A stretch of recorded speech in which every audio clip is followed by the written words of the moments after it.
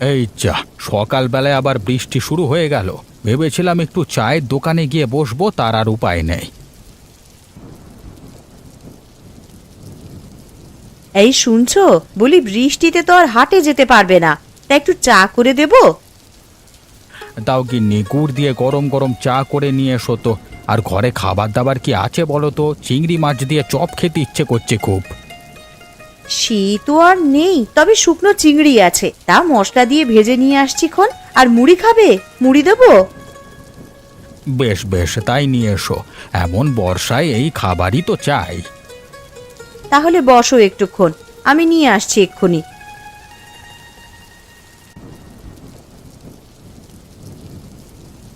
বাবু ঘরে আছেন দেখছি, আমি ভাবলাম আহারতে চলে গেছেন।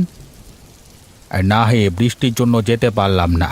তা তুই গিয়ে দোকান খুলে বস, আমি যাব বৃষ্টিটা ধরলে। তবে এই দিনে তো তেমন ক্রেতা আসবে বলে মনে হচ্ছে না।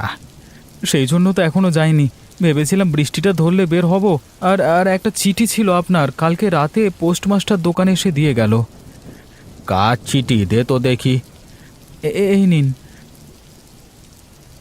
ইন্দুবালা লিখেছে জামাইকে নিয়ে কালকে বাড়িতে আসবে, সাথে শ্বশুর বাড়ির লোকজনও আসছে। দিদিমণি বাড়িতে আসবে? এ তো খুশির সংবাদ। অনেকদিন হলো তিনি এদিকে আসেন না। হ্যাঁ রে, জামাইটা সরকারি চাকরি করে বেরোবার সুযোগ পায় না। কে বেড়াতে আসছে? ইন্দু নাকি? হ্যাঁ গিন্নি, তবে এবারও একা নয়, সাথে জামাই বাবাজিও আসছে। ওর শ্বশুর শাশুড়ি আসবে বলল। তাহলে তো আমাদেরকে জোগাড় যন্ত্র করতে হবে। এতগুলো মানুষ আসবে, ভালো মন্দ না খাওয়ালে কি আর মান সম্মান থাকবে? সে দায়িত্ব তোমার। কি কি রান্না করবে তা আমাকে বলো, আমি প্রকাশকে দিয়ে আনিয়ে রাখবো। এই বর্ষাতে আসছে, তা পাড়া গাঁয়ের ইলিশ না খাওয়ালে কি আর হয়? ও প্রকাশ, তুমি আমায় একজোড়া ইলিশ এনে দিও তো। সে আর বলতে, আমি এক্ষুনি হাট থেকে ইলিশ এনে দিচ্ছি। আমাদের হাটের ইলিশ ভালো নয়, তুমি বরং চন্দ্রডিঙায় যাও, সেখানে বাজারের সেরা ইলিশ পাওয়া যায়। আমিও শুনেছি সে কথা, চন্দ্রডিঙায় নাকি খাঁটি পদ্মার ইলিশ নিয়ে আসে, কিন্তু সে তো অনেক দূরের পথ। দূর হলেও সেখানেই যাও প্রকাশ, একেবারে বাজারে সেরা ইলিশ মাছটা নিয়ে এসো। এতদিন পর মেয়ে জামাই আসছে, তাদের পাতে ভালো কিছু দিতে না পারলে শান্তি পাবো না।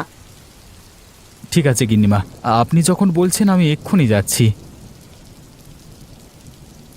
শোনো, এই টাকাটা সাথে রাখো, যত পারো খরচ করো, বাকিটা তোমার পথ খরচা হিসেবে খাতায় তুলে নিও।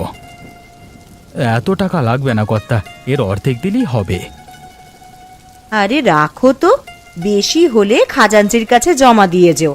আর একটা ছাতা নিয়ে যাবে সাথে, বর্ষার দিন, কখন যে বৃষ্টি বাদলা শুরু হয়ে যায় কে জানে। ছাতা তো নেই সাথে। আমাদের ঘরে একটা আছে, তাই নিয়ে যাও। আর গিন্নি, ওকে ছাতাটা এনে দাও তো।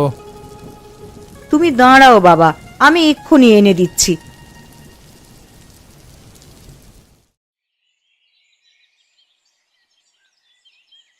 ঠাকুর, ঠাকুর শুনে যাও তো।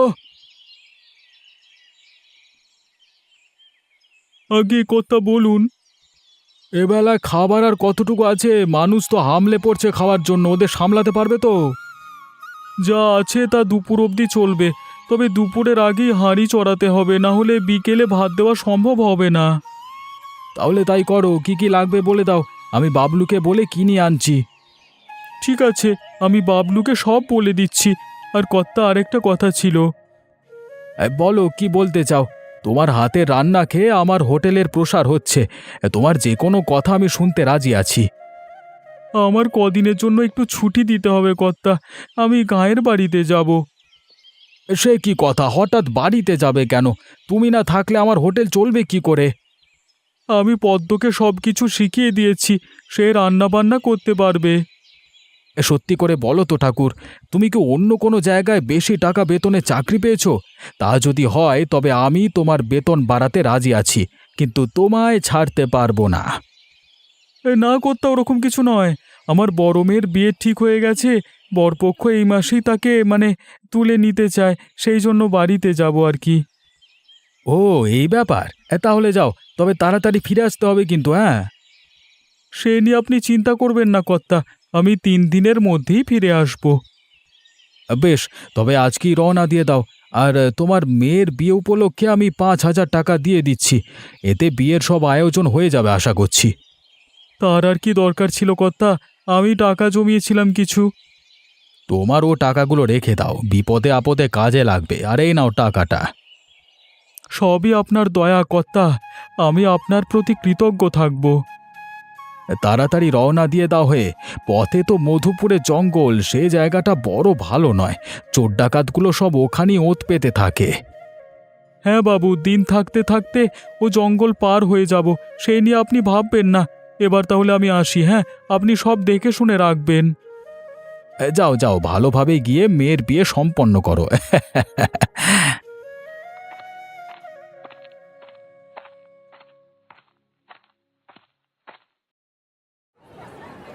কি কর্তা বাবু, কোনো মাছ পছন্দ হলো? কোন মাছটা নেবেন বলুন তো? এখানে তো অনেক ইলিশ মাছ দেখা যাচ্ছে, কোনটা নেব তাই তো ভেবে পাচ্ছি না। এখানে সোনালি ইলিশ, রূপালি ইলিশ, পদ্মার ইলিশ, যমুনার ইলিশ, 3 নদীর মোহনার ইলিশ আছে। আপনি যেটা চান নিয়ে দিতে পারেন।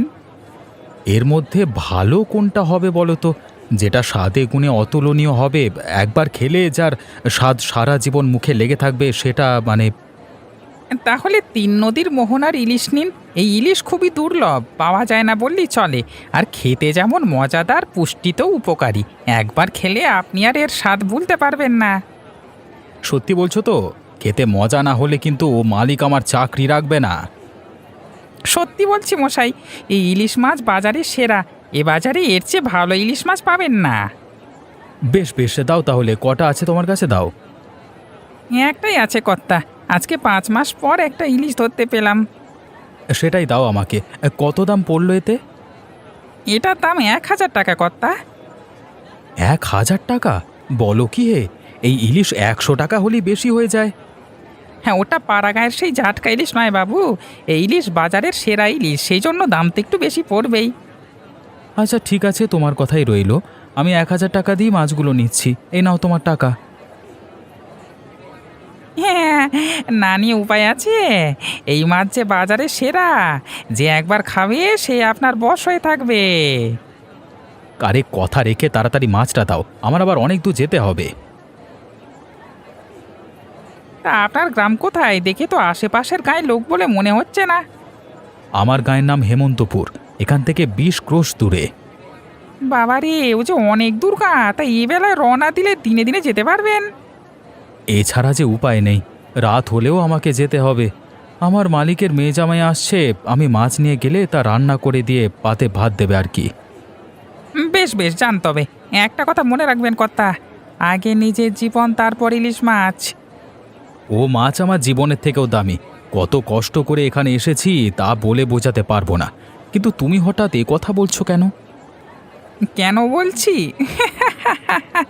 মধুপুরের জঙ্গলের কথা বুঝি আপনি জানেন না?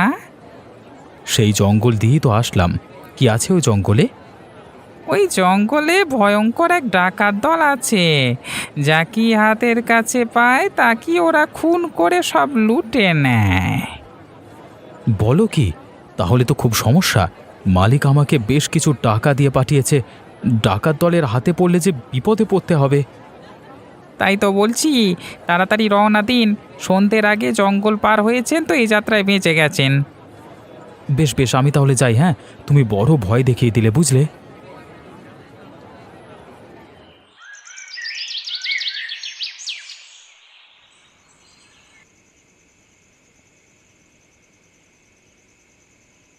এই যে মারলাম 5। হ্যাঁ, গুটি মই বিয়ে উপরে ঘরে উঠেছে। তোমার পা চোটেনি দাদা, 4 উঠেছে। তুমি সাপের মুখে পড়ে নিচের ঘরে এসেছ। আমার সাথে 9-6 করবি না নন্দ, আমি যা বলছি তাই উঠেছে। এই দেখছি 2 নম্বরের গোষ্ঠী সবাই মিলে শুধু মিথ্যে কথা বলে। মুখ সামলে কথা বল নন্দ। ডাকাত হয়েছে বলে মান সম্মান বেঁচে খায়নি। এই, আমি সত্যি কথাই বলছি। তোমার মুখে সত্যি কথা আর ভূতের মুখে রাম নাম একই। তুই তুই আমাকে ভূতের সাথে তুলনা করলি?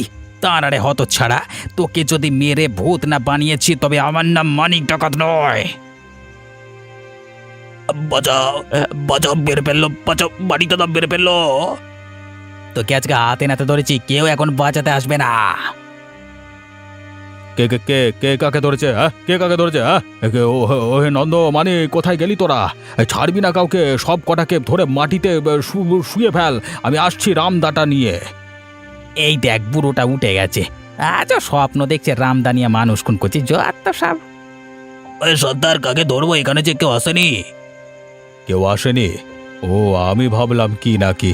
তা তোদের কি হয়েছে সন্ধেবেলায়? কিচিরমিচির করে দিলি তো আমার ঘুমটা ভাঙিয়ে। হ্যাঁ, কেচের বেচে করবো না তো কি করবো? হাতে কোনো কাজ আছে না তো কি করবো? হ্যাঁ, সেই কবে ডাকাতি করেছি, তাও আর 1 মাস আগে। এই সারা মাসে একটা মানুষও খুন করতে পারলাম না। পারবি পারবি, সামনে ভালো সময় আসছে। আমার মন বলছে আজ কি তোরা মানুষের রক্তে হাত রাঙাতে পারবি।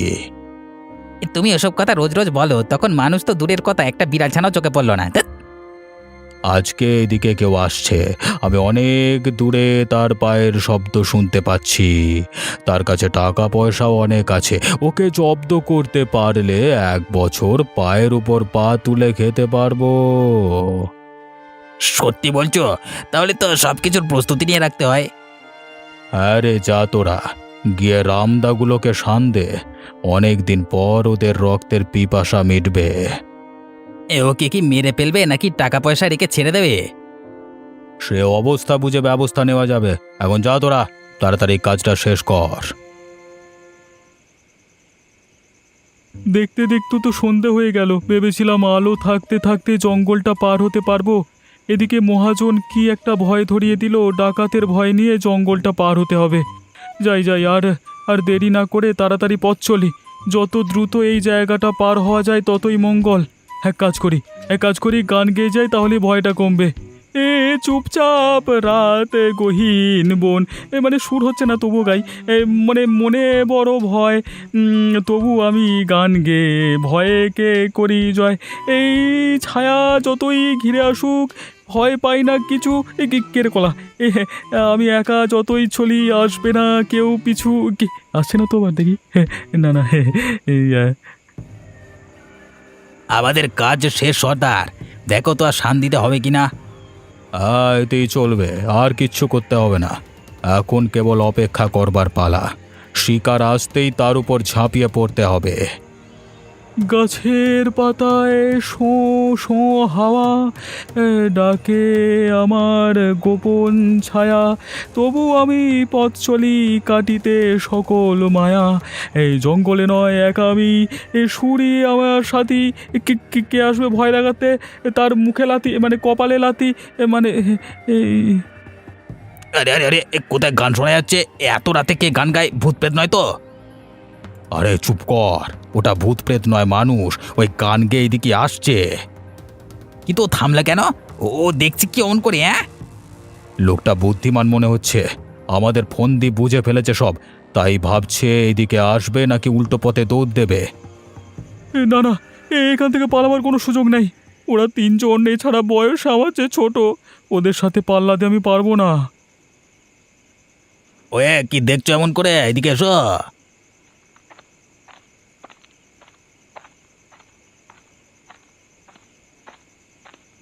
আগে আমাকে ডেকেছেন? তোমাকে ডাকছে। তা কোত্থেকে আসা হয়েছে? চন্দ্রডিঙা থেকে। যাব শিমুল পারুল, সেখানেই আমার বাড়ি। তা চন্দ্রডিঙায় কি করো? ব্যবসা আছে নাকি?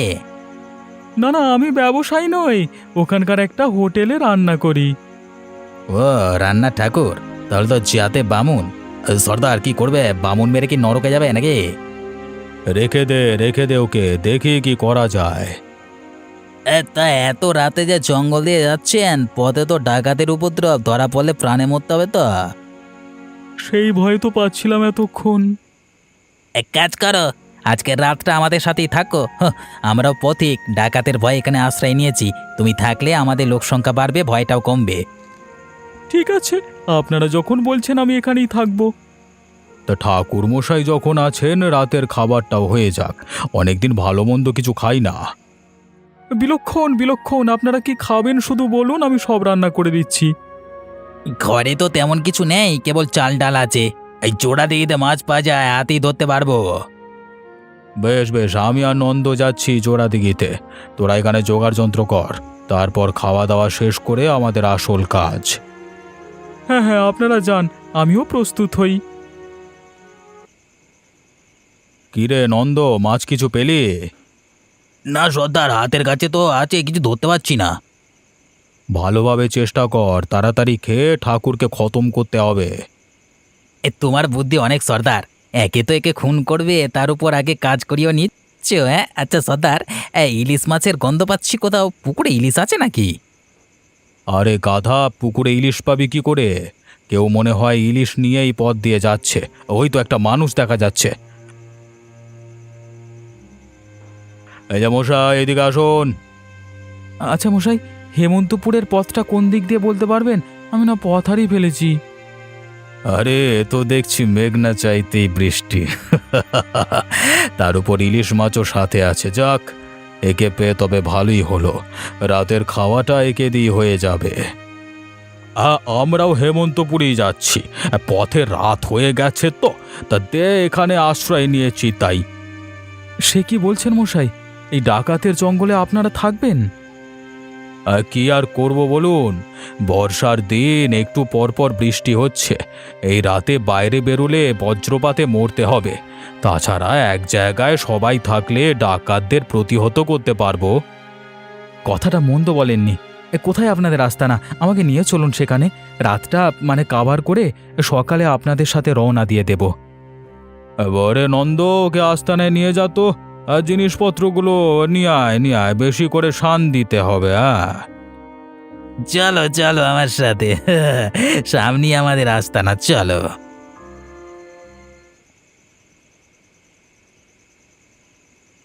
হ্যাঁ, এখানে আশ্রয় নিয়েছি।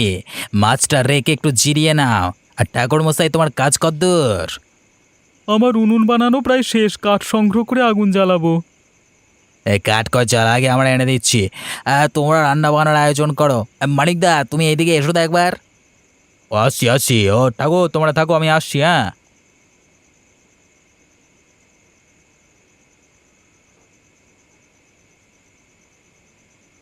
তা ঠাকুর মশাইয়ের বাড়ি কোথায়? আমার বাড়ি শিমুল পারুল। চন্দ্রডিঙা থেকে বাড়ির উদ্দেশ্যে রওনা দিয়েছিলাম, কিন্তু এই পথে ডাকাতের পাল্লায় পড়ে আটকে গেছি। ডাকাতের পাল্লায় পড়ছেন? বলেন কি? ওরা তবে ডাকাত? আগে আস্তে কথা বলুন মশাই, ওরা শুনতে পেলে সর্বনাশ হয়ে যাবে। এখন কি করব? পালিয়ে যাব নাকি? পালানোর উপায় নেই, ওরা দূর থেকে আমাদের লক্ষ্য করছে। এখন উপায় একটাই, কোনোভাবে ওদের মন ভুলিয়ে এখান থেকে পালাতে হবে। কিভাবে মন ভোলানো যাবে? আমাদের কাছে তো কিছুই নেই যে তা দেখে মন ভোলাবো। থাকার মধ্যে তো কেবল একটা ইলিশ মাছ আছে। ইলিশ মাছ? গন্ধ শুকে তো খুব ভালো ইলিশ মনে হচ্ছে। হ্যাঁ মশাই, এটা বাজারের সেরা ইলিশ মাছ। এই বর্ষার দিনে 20 ক্রোশ পথ হেঁটে এটা সংগ্রহ করেছি। তাহলে এটা সুযোগ করে নেওয়া যাক, বাজারে সেরা ইলিশ মাছ রান্না করে ডাকাতদের মন ভোলানো যায় কিনা দেখি। না, এই ইলিশ মাছ আমি দেবো না। এটা না নিয়ে গেলে মালিকের কাছে মুখ দেখাতে পারবো না। আরে মশাই, বেঁচে থাকলে তো মুখ দেখাবেন, তাছাড়া পুরোটা ইলিশ মাছ আমি রান্না করব না, অর্ধেকটা আপনি নিয়ে যাবেন। বেশ, তাহলে চেষ্টা করে দেখুন কিছু করা যায় কিনা। তা কি রান্না করেছো ঠাকুর? ইলিশ গন্ধ করছে চারিদিকে। ঠিক ধরেছেন মশাই, আপনাদের জন্য ইলিশ রান্না করেছি। তাহলে দেরি করছো কেন? দাও, ইলিশ মাছটা খেতে দাও। এই নিন মশাই, মন ভরে খান। আর এই বাটিতে কিছুটা তরকারি থাকলো, হ্যাঁ, পাতেরটা শেষ করে ওটা খাবেন। এ বাবা বাবা, জীবনে অনেক ইলিশ খেয়েছি, কিন্তু এমন মজার ইলিশ কখনো খাইনি। মনে হচ্ছে সব চেটেপুটে খেয়ে ফেলি। না, ও ইলিশ আমি খাবো। এই অনেকদিন পর এমন মজার খাবার খাচ্ছি, পাতে যেটা আছে তা তোরা খা, বাকিটা আমার। না সর্দার, তুমি ডাকাত সর্দার বলে সব তোমাকে দিয়ে পারবো না। এই খাবার আমরা সবাই মিলে খাবো। বেশ, যে আগে পাতের ভাত শেষ করবে সেই পুরো তরকারি খাবে। ঠিক আছে, তবে তাই হোক।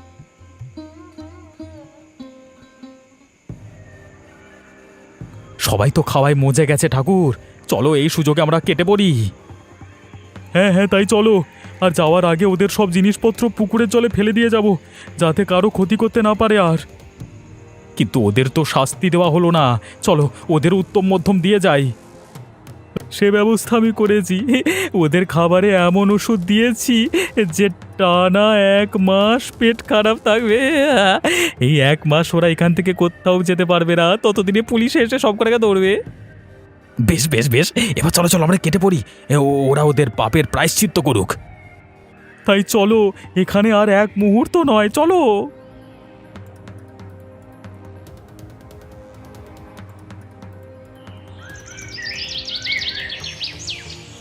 কি, তুমি অর্ধেক ইলিশ নিয়ে এসেছো?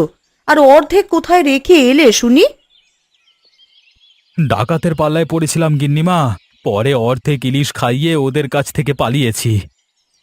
ইলিশ খাইয়ে ডাকাতের হাত থেকে রক্ষা পেয়েছো, এমন কথা আজকে প্রথম শুনলাম। হ্যাঁ কর্তা, যা বলছি এক বর্ণ মিথ্যে বলছি না, এই ইলিশ মাছই আমাকে বাঁচিয়েছে।